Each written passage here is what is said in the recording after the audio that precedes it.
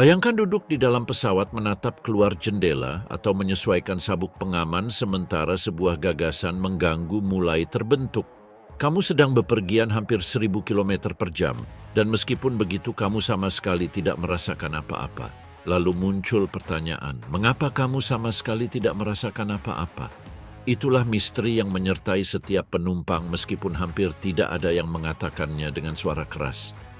Ada sesuatu yang sangat kontradiktif antara realitas kecepatan yang ditempuh penerbangan komersial dan perasaan tenang hampir total yang dirasakan tubuh. Tubuh tidak bereaksi seperti yang diharapkan, dan itu meninggalkan keraguan yang tak terhindarkan tentang apa yang terjadi di dalam pesawat dan cara kamu merasakannya. Untuk menguraikannya tidak cukup hanya dengan penjelasan yang sederhana. Ini bukan hanya tentang konsistensi kecepatan atau isolasi dari luar, atau hanya tentang desain pesawat yang meredam gerakan. Apa yang kamu alami adalah hasil dari beberapa faktor yang bekerja secara bersamaan, seperti cara tubuhmu menafsirkan gerakan, keseimbangan aerodinamis pesawat, isolasi kabin, dan sistem yang meredam bahkan perubahan paling halus sekalipun. Sepanjang video ini kita akan membongkar lapis demi lapis kontradiksi yang tampak ini. Kita akan melihat bagaimana sistem sensorimu mengabaikan sinyal, bagaimana pesawat tidak menyalurkan sensasi yang kamu asosiasikan dengan kecepatan, bagaimana referensi visual dapat menipu otakmu, dan bagaimana bahkan ketika sesuatu mengubah stabilitas, persepsimu merespons dengan cara yang sangat berbeda dari yang kamu bayangkan. Tetapi sebelum masuk ke rekayasa, aerodinamika, atau perilaku kabin, kita harus memulai dari yang paling fundamental. Bagaimana sebenarnya tubuhmu menafsirkan gerakan? Hal pertama yang harus dipahami adalah bahwa tubuhmu tidak dirancang untuk merasakan kecepatan itu sendiri, tetapi untuk mendeteksi perubahan.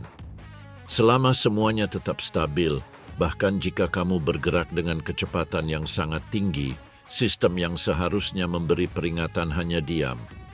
Karena itu, di dalam pesawat yang sedang cruising, pengalaman bisa terasa hampir diam meskipun kamu sedang melintasi langit dengan kecepatan yang sulit dibayangkan.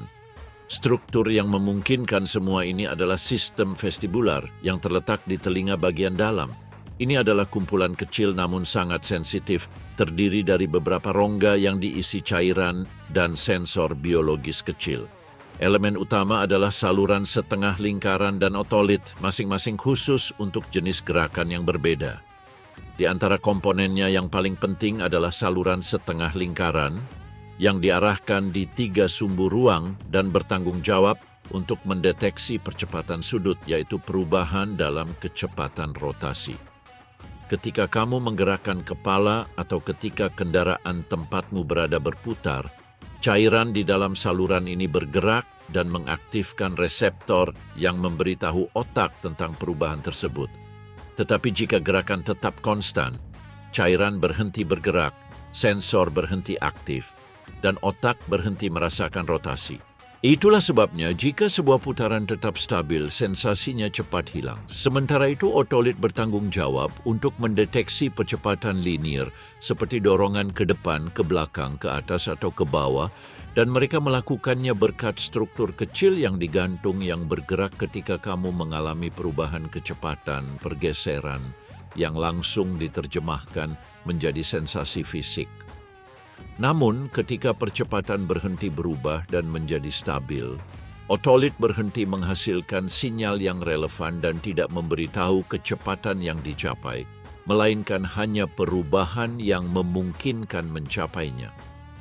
Karakteristik fisiologis ini menjelaskan mengapa kamu merasakan dengan jelas lepas landas pesawat, karena selama detik-detik itu tubuhmu memang mengalami percepatan yang cukup besar, dan baik otolit maupun saluran setengah lingkaran berkontribusi agar otak menafsirkan bahwa kamu meningkatkan kecepatanmu.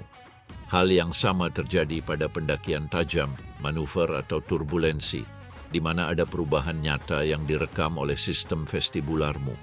Tetapi begitu gerakan stabil, secepat apapun, sensasi hilang dan semuanya kembali ke keadaan tampak diam yang otakmu tafsirkan sebagai normal. Selain itu, Ada elemen lain yang sama pentingnya dalam cara kamu menafsirkan gerakan, persepsi visual yang dibangun matamu dengan terus-menerus membandingkan apa yang dilihat dengan referensi di sekeliling. Sehingga ketika referensi itu sangat jauh atau hampir tidak berubah, mereka berhenti memberikan informasi yang berguna.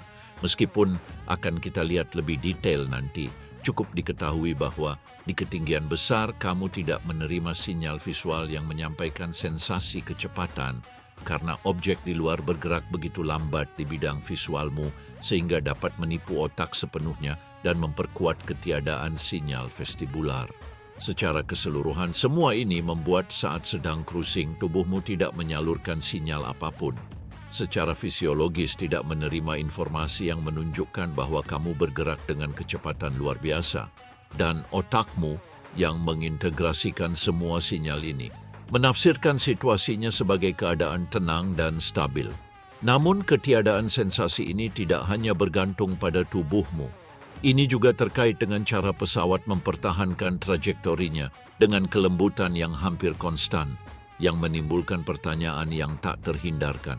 Jika tubuhmu tidak merasakan kecepatan karena tidak ada perubahan yang terlihat, apa yang terjadi pada penerbangan itu sendiri, sehingga semuanya tetap begitu stabil? Jawabannya ada pada fisika yang mengatur gerakan di udara, karena pesawat tidak tetap tenang secara kebetulan atau hanya karena inersia kecepatannya, tetapi karena tetap berada dalam keseimbangan gaya yang menyesuaikan secara terus-menerus, mengurangi percepatan, menghindari variasi yang dapat dirasakan, dan memungkinkan bahwa bahkan saat kamu bergerak dengan kecepatan tinggi, pengalaman tetap tenang dan seragam.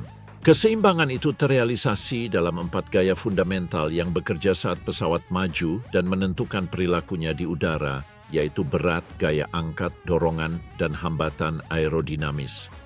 Selama fase cruising, yang merupakan bagian terpanjang dan paling stabil dari perjalanan, keempat gaya ini tetap begitu tepat satu sama lain sehingga hampir seimbang dan memungkinkan gerakan terus berlangsung secara halus dan konstan. Dalam hubungan vertikal, berat yang menarik pesawat ke bawah dikompensasikan oleh gaya angkat yang dihasilkan oleh sayap saat bergerak melalui udara. Selama cruising, gaya angkat disesuaikan untuk hampir tepat menyamai berat, yang memungkinkan mempertahankan ketinggian tanpa naik atau turun yang terlihat dan langsung berkontribusi pada sensasi kontinuitas yang kamu rasakan. Demikian pula pada bidang horizontal, dorongan yang dihasilkan oleh mesin diseimbangkan dengan hambatan aerodinamis yang menentang kemajuan sehingga tidak perlu menggunakan semua tenaga tetapi mempertahankan penyesuaian yang tepat untuk mengimbangi gesekan dengan udara. Ketika kedua gaya ini tetap seimbang, kecepatan tetap stabil dan, karena tidak ada perubahan dalam gerakan itu, sinyal yang bisa diterjemahkan menjadi sensasi yang dapat dirasakan menghilang. Ketika keempat gaya berada dalam keseimbangan, dengan gaya angkat mengimbangi berat dan dorongan menyamai hambatan, pesawat memasuki kondisi fisik yang dapat digambarkan sebagai istirahat dinamis. Pesawat bergerak tetapi tidak mengubah cara bergeraknya. Tidak mempercepat, tidak naik, tidak turun, tidak memperlambat, dan tidak berputar. Ini adalah kondisi yang tubuhmu tafsirkan segera sebagai ketiadaan gerakan karena tidak ada gaya tambahan yang muncul untuk mengubah keseimbangan itu. Namun, keseimbangan ini tidak muncul dengan sendirinya atau dipertahankan secara otomatis, tetapi bergantung pada penyesuaian berkelanjutan yang dilakukan pesawat itu sendiri saat maju.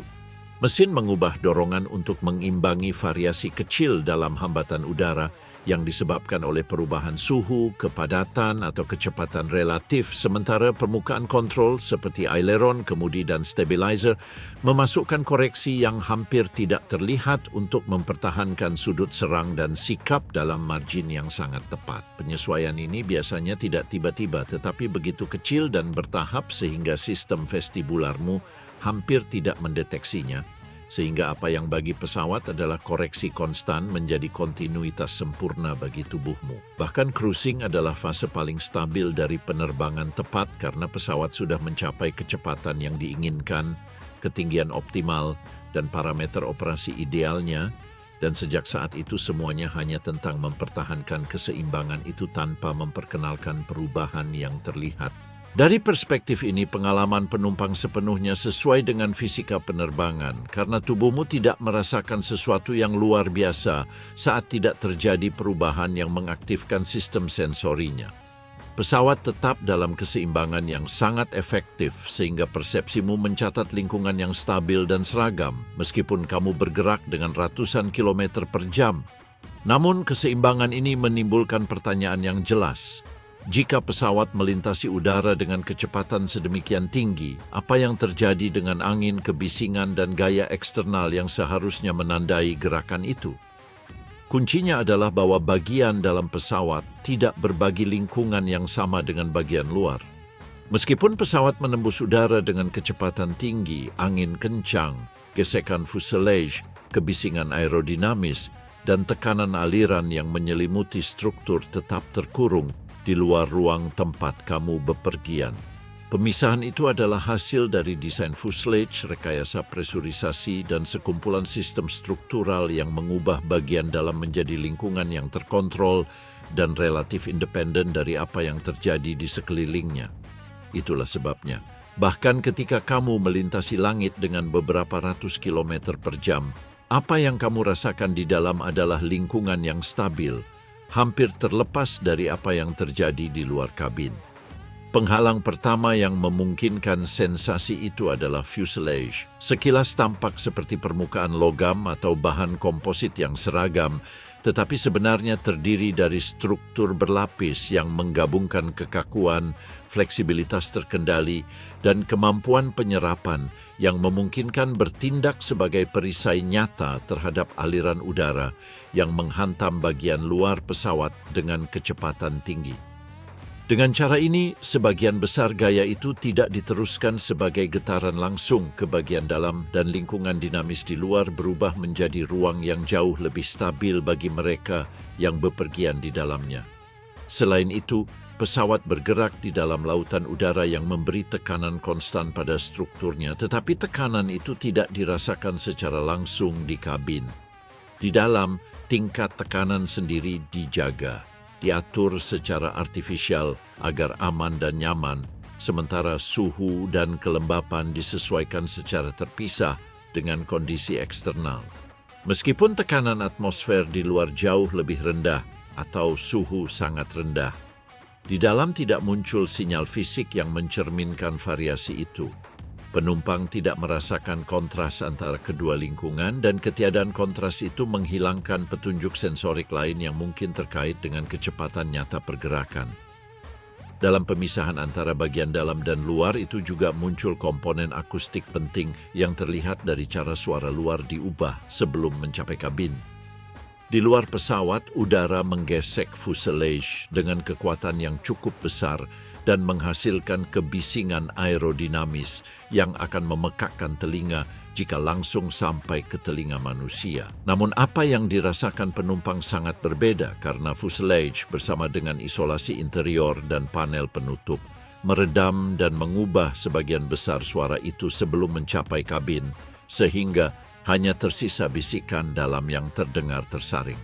Sebagian besar apa yang terdengar di dalam tidak berasal dari aliran luar, tetapi dari sistem pesawat itu sendiri, seperti ventilasi, sirkulasi udara, peralatan listrik, dan dalam tingkat lebih kecil, operasi mesin yang teredam, sementara kebisingan aerodinamis yang paling intens dikurangi hingga hampir tidak terdengar. Secara keseluruhan, transformasi suara dan gaya eksternal ini akhirnya menciptakan interior yang mengejutkan terpisah dari bagian luar. Sementara pesawat menembus lingkungan yang terus berubah, kabin tetap menjadi ruang di mana hampir tidak ada sinyal langsung dari angin, kebisingan, atau tekanan udara yang masuk. Tidak ada referensi sensorik yang menunjukkan kecepatan. Realitas fisik pergerakan sepenuhnya disaring oleh rekayasa. Meski begitu, ada elemen penentu yang melengkapi ilusi ini dan tidak bergantung pada pendengaran atau sentuhan, tetapi pada penglihatan. Ketika kamu menatap keluar, referensi visual yang seharusnya menunjukkan gerakan itu juga tidak tampak memberitahu bahwa kamu sedang bergerak cepat. Mengapa ini terjadi? Ketika kamu mengamati dunia melalui jendela, kamu mengharapkan melihat gerakan. Bagaimanapun, pesawat bergerak dengan kecepatan tinggi dan seharusnya terlihat dengan cara tertentu pada apa yang kamu lihat di luar. Namun, yang kamu rasakan adalah gambar yang mengejutkan stabil, hampir seolah-olah pemandangan bergerak dengan tenang di bawah pesawat. Alasannya sederhana, semua yang ada di depanmu terlalu jauh untuk memberikan referensi visual yang berguna yang memungkinkan kamu menafsirkan kecepatan nyata.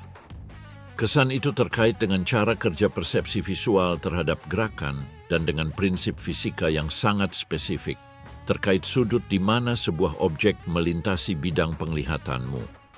Otakmu tidak menafsirkan kecepatan absolut objek sebanyak seberapa cepat posisinya relatif berubah dalam apa yang kamu lihat. Jika sebuah objek dekat, perubahan itu cepat dan jelas. Jika jauh, perubahan itu lambat, bahkan ketika gerakan nyata sangat cepat. Fenomena ini penting untuk memahami mengapa pemandangan tampak bergerak lambat saat kamu terbang di ketinggian besar. Dalam kasus pesawat komersial, kamu terbang sekitar 10 atau 12 km di atas permukaan bumi. Pada jarak itu, bahkan pergerakan besar di atas tanah menghasilkan perubahan visual yang sangat kecil. Gunung, sungai, kota, ladang, atau pantai bergerak begitu lambat dalam bidang visualmu, sehingga otakmu menafsirkannya sebagai elemen hampir statis. Kecepatan sudut minimal dan ketika kecepatan sudut itu berkurang, sensasi gerakan menjadi hampir tidak ada. Disinilah konsep kunci, paralaks, berperan, yang menggambarkan perbedaan gerakan tampak antara objek dekat dan objek jauh. Ketika sebuah objek dekat denganmu, ia bergerak melalui penglihatanmu dengan cepat dan jelas. Sementara yang jauh tampak bergerak sangat sedikit atau bahkan tidak sama sekali. Dalam kehidupan sehari-hari, otakmu menggunakan perbedaan konstan antara yang dekat dan yang jauh itu untuk mengkalibrasi kecepatan lingkungan. Tetapi ketika kamu berada di pesawat, referensi itu menghilang karena tidak ada objek dekat yang melintasi bidang penglihatanmu dalam beberapa detik. Tidak ada tiang, pohon, atau bangunan yang lewat dengan cepat di depan matamu dan semuanya terbatas pada elemen jauh seperti pemandangan, cakrawala, gunung, atau bahkan formasi awan lainnya. Ketiadaan referensi dekat yang sama ini menjadi semakin jelas ketika kamu melihat pemandangan daratan dari ketinggian besar. Bidang penglihatan yang dicakup jendela sangat luas, dan meskipun pesawat menempuh puluhan kilometer, gambarnya berubah secara bertahap dan halus tanpa sensasi dinamis yang jelas. Garis jalan, meander sungai, bercak vegetasi, atau kawasan perkotaan bergerak perlahan dalam pandanganmu, sehingga gerakan itu, meskipun nyata, tampak hampir statis. Hal serupa terjadi dengan awan, yang juga tidak memberikan referensi kecepatan yang jelas. Banyak yang bergerak dengan kecepatan relatif yang mirip dengan pesawat karena menjadi bagian dari aliran udara yang sama dan yang lain berada pada jarak yang begitu jauh sehingga gerakan tampaknya minimal. Dengan cara ini, akumulasi semua faktor ini akhirnya membuat penglihatan menjadi indera yang tidak mampu mengungkap kecepatan nyata pesawat karena jarak, ketiadaan elemen dekat, paralaks yang berkurang, dan skala pemandangan membangun persepsi visual yang menipu, yang tidak memberikan informasi apapun yang mampu bertentangan dengan sensasi ketenangan di dalam. Dan meskipun begitu, pesawat bukanlah struktur yang diam. Ia berubah arah, menembus turbulensi, dan menyesuaikan trajektorinya sementara melakukan variasi nyata dalam gerakannya. Jadi, bagaimana mungkin bahkan perubahan itu hampir tidak terasa? Kuncinya adalah bahwa variasi itu tidak sampai utuh ke dalam kabin, tetapi diserap, dikoreksi, dan dilunakkan sebelum menjadi sensasi yang dapat dirasakan. Meskipun penerbangan tampak sangat stabil sekilas, pesawat melakukan penyesuaian terus-menerus untuk tetap berada pada trajektorinya. Udara yang dilalui tidak seragam, berubah densitasnya, suhu, arah, dan kecepatannya, dan masing-masing variasi ini memengaruhi perilaku aerodinamis pesawat. Salah satu cara pesawat menyerap variasi itu adalah melalui fleksibilitas sayap, yang bukan bagian kaku tetapi struktur yang dirancang untuk membengkok secara terkendali. Ketika semburan angin atau arus naik menghantam pesawat, pembengkokan itu bertindak sebagai peredam alami yang menyerap sebagian energi yang sebaliknya akan diteruskan langsung ke fuselage, memungkinkan sikap pesawat tetap lebih stabil dan mengurangi intensitas getaran yang mungkin dirasakan penumpang. Logika penyerapan yang sama ini berlaku untuk seluruh struktur lainnya, di mana peredaman getaran memainkan peran yang sama pentingnya. Fuselage, panel interior, lantai, dan sambungan struktural dibuat dengan bahan yang mampu menyerap energi, sehingga setiap permukaan, setiap penopang, dan setiap pelapis berkontribusi mengurangi getaran dari luar. Pada pesawat modern, bahan komposit tidak hanya memberikan kekuatan dan ringan, tetapi juga menawarkan sifat peredaman yang sangat baik, sehingga bahkan saat menembus lapisan udara yang sedikit tidak stabil, sebagian besar mikrogetaran terserap sebelum menyebar ke seluruh struktur. Penyerapan struktural itu ditambah dengan kerja berkelanjutan sistem otomatis kontrol penerbangan yang menganalisis secara real-time data ketinggian, kecepatan, sudut serang, arah, dan sikap untuk memasukkan mikro penyesuaian pada permukaan seperti aileron, kemudi, dan stabilizer. Penyesuaian ini dilakukan dengan presisi dan kecepatan yang mustahil bagi manusia, yang menghasilkan penerbangan lebih halus dan stabil, bahkan ketika muncul gangguan kecil di atmosfer, sehingga perubahan dikompensasikan sebelum menjadi gerakan yang jelas dapat dirasakan. Pengejaran kelancaran yang sama tercermin dalam cara mesin mengatur dorongan sepanjang penerbangan. Meskipun tenaga bervariasi sesuai kondisi, transisi diterapkan secara terukur dan bertahap, menghindari percepatan tiba-tiba yang bisa diteruskan ke kabin. Bahkan ketika perlu mengubah kecepatan atau menyesuaikan dengan variasi angin, penyesuaian dilakukan dengan sangat bertahap sehingga hampir tidak terasa dalam pengalaman penumpang. Dengan demikian, ketika semua mekanisme ini digabungkan, bagian dalam pesawat akhirnya menjadi lingkungan yang mengejutkan stabil. Fleksibilitas struktural menyerap benturan aliran udara sementara sistem otomatis melunakkan manuver dan koreksi, dan mesin memodulasi dorongan secara bertahap. Semuanya disertai dengan aerodinamika yang dirancang untuk meminimalkan gangguan. Dengan cara ini, apa yang terjadi di luar disaring dan diubah sehingga penumpang merasakan penerbangan yang stabil meskipun udara di sekitarnya tidak stabil. Namun, stabilitas itu tidak mutlak. Ada saat-saat ketika gerakan menjadi jelas dan sensasi kecepatan muncul dengan jelas. Dalam situasi apa kamu benar-benar dapat merasakan bahwa kamu bergerak dengan kecepatan tinggi? Jawabannya muncul setiap kali pesawat meninggalkan keseimbangan sempurna itu dan memasuki fase transisi karena bukan kecepatan yang menandai gerakan, tetapi perubahan. Setiap kali trajektori diubah, percepatan bervariasi, atau stabilitas terganggu, tubuhmu berhenti diam dan mulai merekam apa yang sebelumnya tidak terlihat. Lepas landas memberikan salah satu contoh paling jelas dari transisi itu. Ketika pesawat mempercepat di sepanjang landasan, tubuhmu merasakan tekanan ke belakang karena kamu mengalami percepatan linear di mana dorongan meningkat dan kecepatan bertambah secara progresif, sementara otolit di telinga bagian dalam mencatat perubahan itu. Tidak peduli seberapa cepat pesawat bisa bergerak nanti, yang kamu rasakan adalah peningkatan kecepatan, bukan kecepatan yang dicapai. Lepas landas adalah momen transisi dan transisi itulah yang dikenali oleh inderamu. Transisi yang sama berlanjut pada pendakian awal, di mana muncul seperangkat sensasi lain yang sama mudah dikenali karena perubahan sikap pesawat digabungkan dengan variasi arah gaya yang bekerja pada tubuhmu. Ketika hidung pesawat terangkat, orientasi gaya yang kamu rasakan juga berubah dan yang kamu rasakan bukanlah kecepatan itu sendiri, tetapi perubahan trajektori dan sudut terhadap cakrawala. Pendakian melibatkan kombinasi percepatan vertikal dan penyesuaian daya secara terus-menerus yang ketika digabungkan menghasilkan kesan fisik yang jelas. Hal serupa terjadi ketika pesawat melewati turbulensi, di mana bukan kecepatan yang menjadi masalah, tetapi perubahan mendadak pada aliran udara di sekitarnya. Udara tidak seragam dan dapat mendorong pesawat ke atas, ke bawah, atau ke samping dalam interval singkat.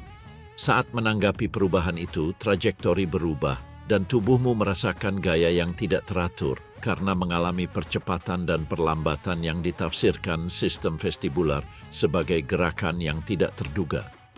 Logika yang sama terlihat kembali ketika pesawat meninggalkan stabilitas cruising dan memasuki fase penurunan.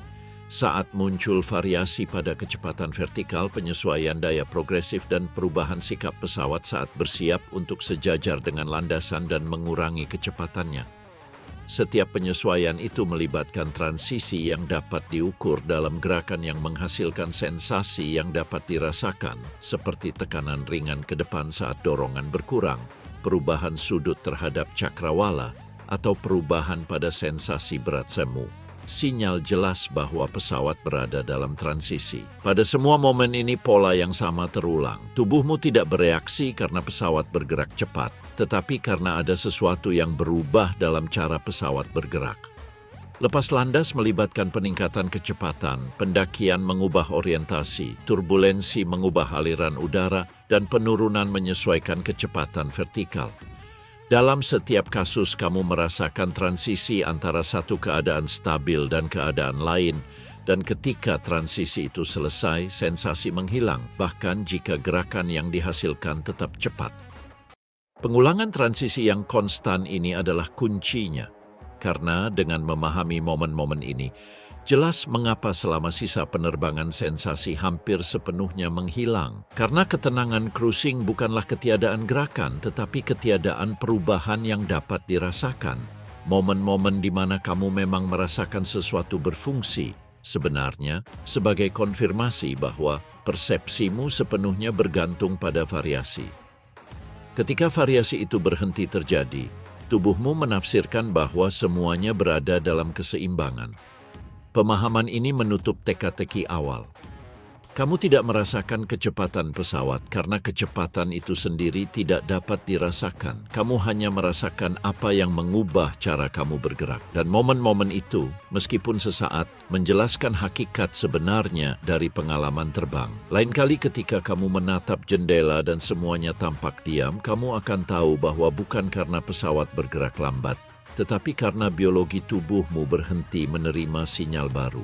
Langit tidak diam, yang sebenarnya adalah kamu yang berhenti menyadari gerakan. Jika kamu merasa menarik untuk mengetahui apa yang sebenarnya terjadi saat terbang dan suka memahami sisi tersembunyi dari pengalaman sehari-hari ini, aku mengundangmu untuk berlangganan dan menemaniku di video-video berikutnya.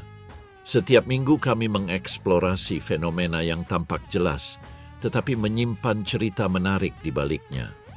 Dengan begitu kamu tidak akan melewatkan apapun yang akan datang.